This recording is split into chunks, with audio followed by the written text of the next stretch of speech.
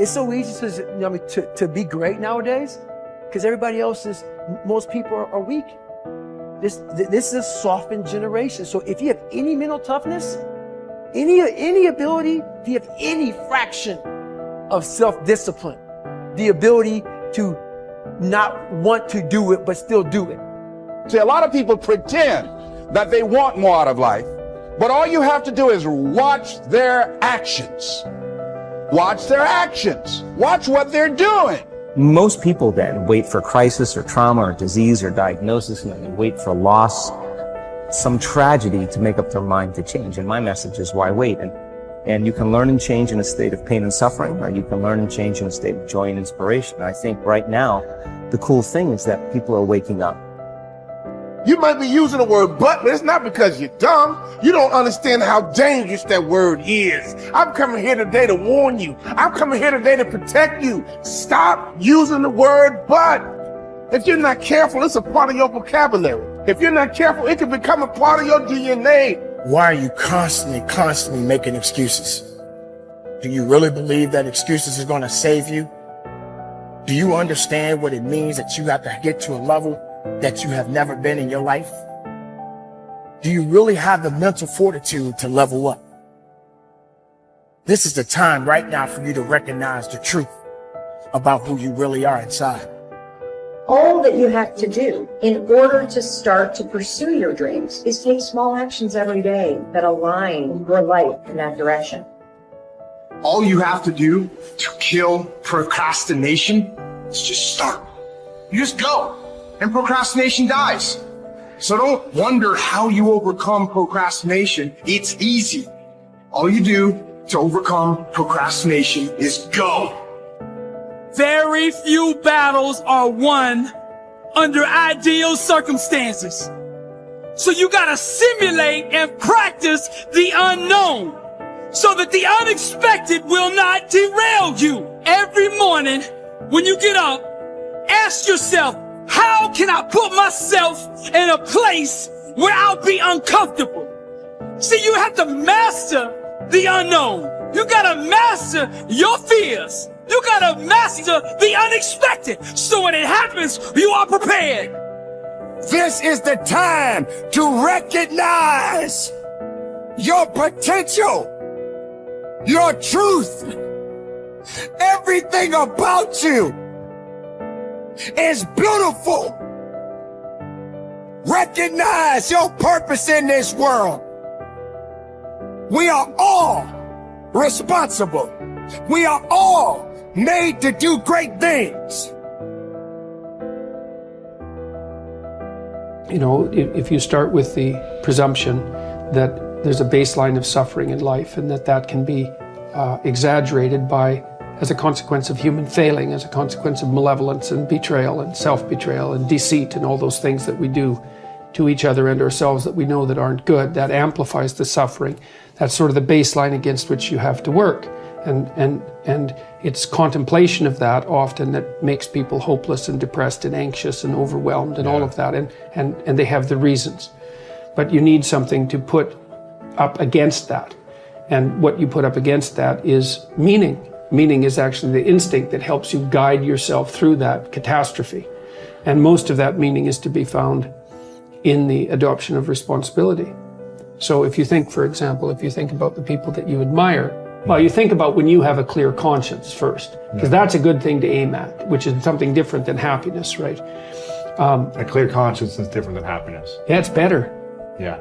That's you're not better. Like guilting yourself. You're not feeling bad about yourself. That's right. You feel that you've justified your existence, right? And so you're not waking up at 3 a.m. in a cold sweat thinking about all the terrible things that you've involved yourself in. What you said to someone that you shouldn't have said, or how you acted, or lied. What opportunity you lost, or the things that you've let go that you should have capitalized on, and all of that. And so if you think about the times when you're at peace with yourself with regards to how you're conducting yourself in the world, it's almost always conditions under which you've adopted responsibility, right? At least the most guilt I think that you can experience perhaps is the sure knowledge that you're not even taking care of yourself, so that you're leaving that responsibility to other people, because that's pretty pathetic. And unless you're psychopathic. and you're living a parasitical life, and that characterizes a very small minority of people, and an even smaller minority think that's justifiable. But most of the time you're in guilt and shame because not only are you not taking care of yourself, let's say, so someone else has to, but you're not living up to your full potential. And so there's an existential weight that goes along with that. If you don't learn how to effectively, not destructively, because that's where most people go, they get into an endless loop of self-punishment, which is totally ineffective. But if you don't learn to punish yourself, you will never get where you want to go. Now, that needs to pale in comparison to the amount of time that you reward yourself, and you need to earn that reward. If you're just lavishing yourself with emotional praise and you haven't done anything, then I think that will cheapen it, will ultimately mean nothing. And quite frankly, I don't think you can really bamboozle yourself. I don't think if you try to praise yourself for stupid I think some part of you knows you haven't done anything to deserve that praise. But when you set a bar and you meet that or exceed that, to then tell yourself, hey, you did it. You said you were going to do it. You did it. And that is worthy of praise. And getting good at praising yourself is incredibly important. And I think that most people have a very hard time doing both. Most people don't know how to effectively praise themselves. They don't know how to get themselves, first of all, to do things that are praiseworthy. And then when they do, they don't take the time to emotionally reward themselves, meaning you actually have to feel it. It can't just be intellectual. You've got to actually feel that. And the same with punishment. If you say you're going to do something, even if nobody's watching, and you don't do it, then you need to emotionally punish yourself. None of you will ever know whether I actually get out of bed in 10 minutes or less or not. But I say I do all the time. But every time I miss it, even if I miss it by seconds, I just gave myself the chills. Even if I miss it by seconds, I will punish myself for that. Because I said I was going to do it and I didn't do it. So the fact that nobody's watching is utterly irrelevant to me. It has everything to do with myself. Now, the reason that this is important, the reason that I think that people need to do this is because that's how you shape your behavior. So, like water, over time can create the Grand Canyon, or you can take a polishing rock and shape stones. You can shape your personality. You can certainly shape your identity and shape your behaviors if you learn how to reward and punish yourself. I know a lot of people don't want to hear that. That is the truth of the human condition. The great paradox there is an interesting and important paradox in life that you need to be aware of. It is that if you are an intelligent person, you do everything possible to organize your life in such a way that you minimize and avoid adversity and disappointment. This is a sensible and rational thing to do. All intelligent people, following the path of least resistance to achieve their goals, do everything possible to minimize the number of difficulties and obstacles that they will face in their day. Today activities, disappointment is inevitable yet. In spite of our best efforts, disappointments and adversity are normal and natural, unavoidable parts of life.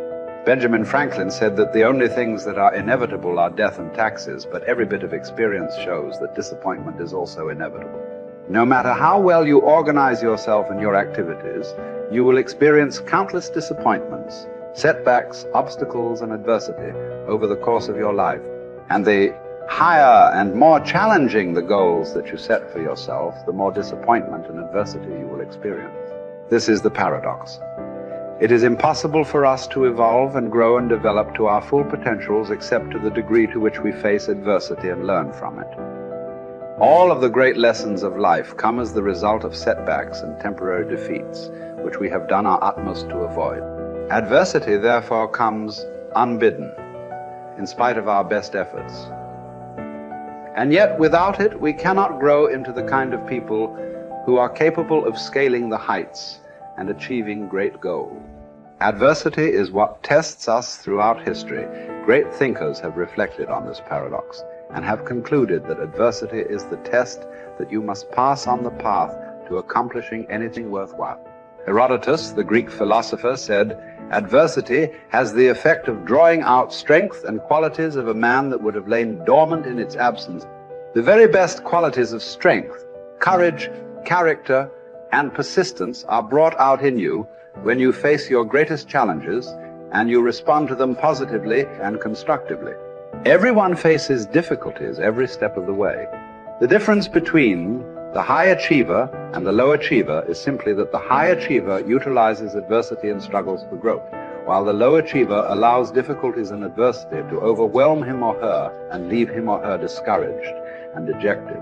Bounce Back from Disappointment, the work by Abraham Zeleznik at Harvard, proved that the way you respond to disappointment is usually an accurate predictor of how likely you are to achieve great success. If you respond to disappointment by learning the very most from it, and then by putting it behind you and pressing forward, you are very likely to accomplish great things in the course of your life.